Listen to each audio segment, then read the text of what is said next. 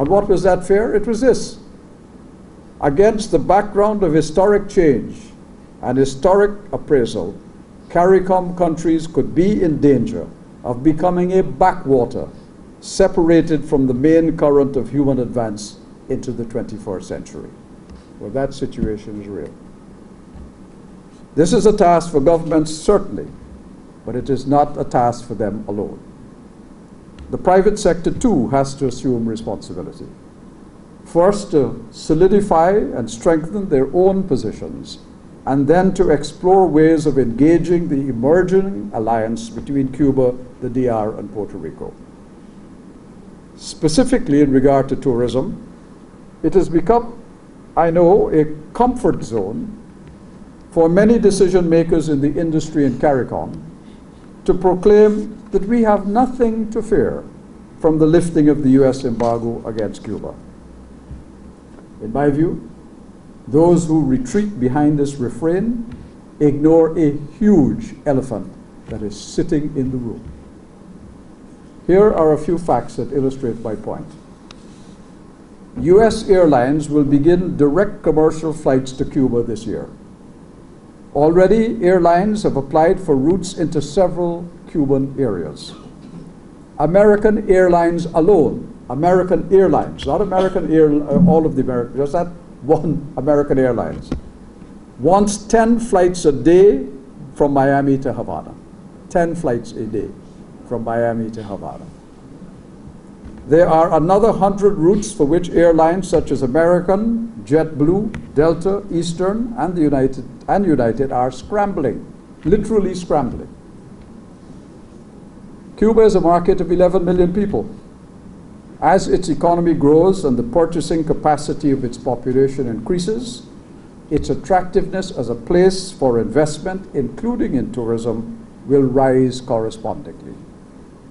Located just 90 miles, 90 miles from the United States, it is also what US President Barack Obama called a natural trading partner of the United States.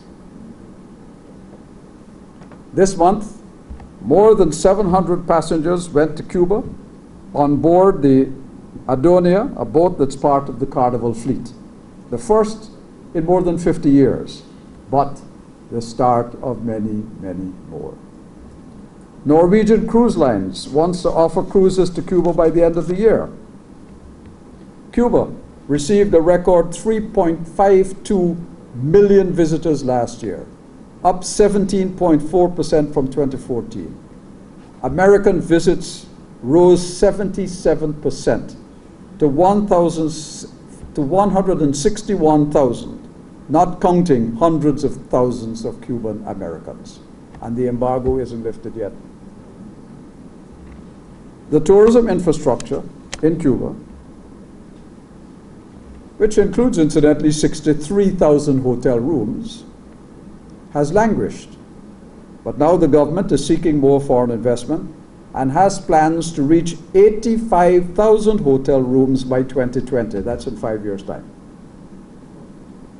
At the end of this exercise, Cuba will have updated, fresh, modern, and appealing infrastructure. Something for us to think about. Even with the embargo still in place, Cuba is already a strong competitor for the rest of the Caribbean in tourism. That is a reality. Once that embargo goes fully, in some measure, the rest of the Caribbean will suffer from the diversion of US resources, both private and public, into Cuba. As for the Dominican Republic, well, they plan to build 18,000 new hotel rooms by 2019. That's 3 years away, comprising 55 new hotel projects and more than $2 billion worth of investments. Now, of all the CARICOM countries, Jamaica has recognized the potential benefits of a tourism alliance with Cuba and the DR. It plans to forge a multi-destination arrangement between Jamaica, Cuba, and the Dominican Republic.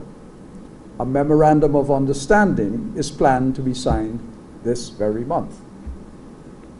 Interestingly, the Jamaica Minister of Tourism announced that there's also the possibility of Russia becoming a part of this arrangement, which will see airlift arrangements between Russia, Cuba, Jamaica, and the Dominican Republic.